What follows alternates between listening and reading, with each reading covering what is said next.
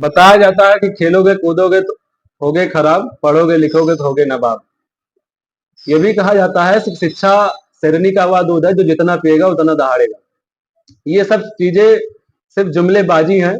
ये सब भाषणों में सुनने को मिलता है, फैसलों में सुनने को नहीं मिलता है। पिछले 72 घंटों में 20 लाख से ज्यादा युवा देश के कोने कोने से उन्होंने एक्स से लेकर इंस्टाग्राम और फेसबुक मतलब डिजिटल न्यायालय पर अपनी मांगों को लेकर अपनी बातों को लेकर सरकार को चेताने का कार्य किया है। उन्होंने बताया है, एक ट्रेंड चला है हैशटैग रेलवे रिफंड, जिसपे वो नौकरी के लिए भर्तियों के लिए जो भर्तियां रुकी हुई हैं, जिसके अभी रिजल्ट नहीं आए हैं, जिसकी प्रक्रिया पूर्ण नहीं हुई, उसके लेकर सरकार से प्रश्न कर रहे हैं। उनकी 5 मांगे हैं। पहली मांग है समयबद्ध नियुक्ति।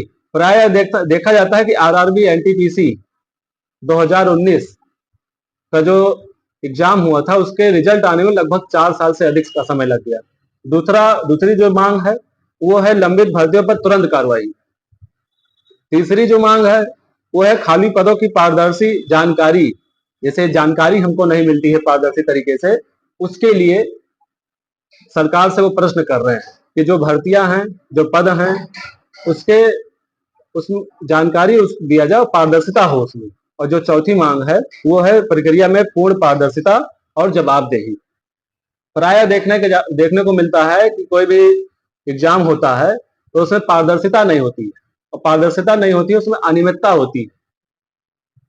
कहीं एग्जाम पेपर लीक हो जाएगा, कहीं सर्वर डाउन हो जाएगा, तो इसकी जो जवाबदेही है उन पे कार्रवाई किया जाए। और जो पांचवा सबसे बड़ी जो मांग है वो है आयु सीमा में छूट।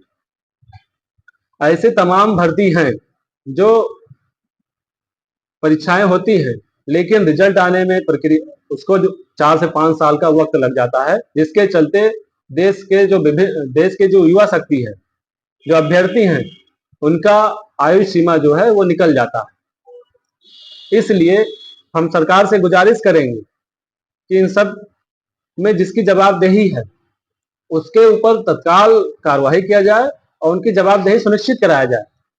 देश में युवाओं की संख्या सबसे अधिक है और आज उन्हीं के सपनों के साथ खेला जा रहा है, मजाक बनाया जा रहा है। एक युवा, एक अभ्यर्थी देश से, अपने क्षेत्र से, अपने घर से, अपने समाज से निकलता है और उसके बताया जाता है कि पढ़ोगे तो तुमको गवर्नमेंट सर्विस मिलेगी।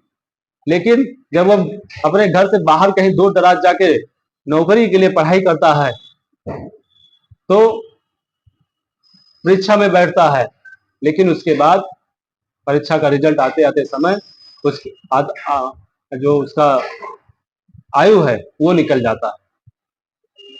ऐसे में उनके सपनों के साथ खिलवाड़ किया जा रहा है, उनके माता पिता के सपनों के साथ खिलवाड़ किया जा रहा है। ये सिस्टम का खामियाजा है। ये जो परीक्षाओं में अनियमितता हो रही है, जो भी इसके जिम्मेदार लोग हैं उन पर दंडात्मक कार्रवाई होनी चाहिए। कोई व्यक्ति, कोई युवा अपने घर से निकलता है तो सोचता है कि हमारे जो बूढ़े माता पिता हैं उनकी दवाइयों के खर्चे के लिए, उनको अच्छी स्वास्थ्य व्यवस्था के लिए हम सरकारी नौकरी के लिए जाएंगे और हमें नौकरी मिलेगी तो उनका जो है चिकित्सा स्वास्थ्य उनका अच्छा रहेगा। हम अच्छे डॉक्टर को दिखाकर उनको सही दवाइयों का उपचार करवाएंगे। लेकिन आज सिस्टम उनके सपनों के साथ, उनके माता पिता के सपनों के साथ खिलवाड़ कर रहा है। कोई दिन भर मजदूरी करता है और रात में पढ़ाई करता है, इसलिए पढ़ाई करता है क्योंकि उसको ये उम्मीद है कि आज हम पढ़ेंगे तो कल हमें 100% नौकरी मिलेगी। ये भरोसा है उनका। तो हम सरकार से कहेंगे कि ये भरोसा युवाओं का टूटना नहीं चाहिए।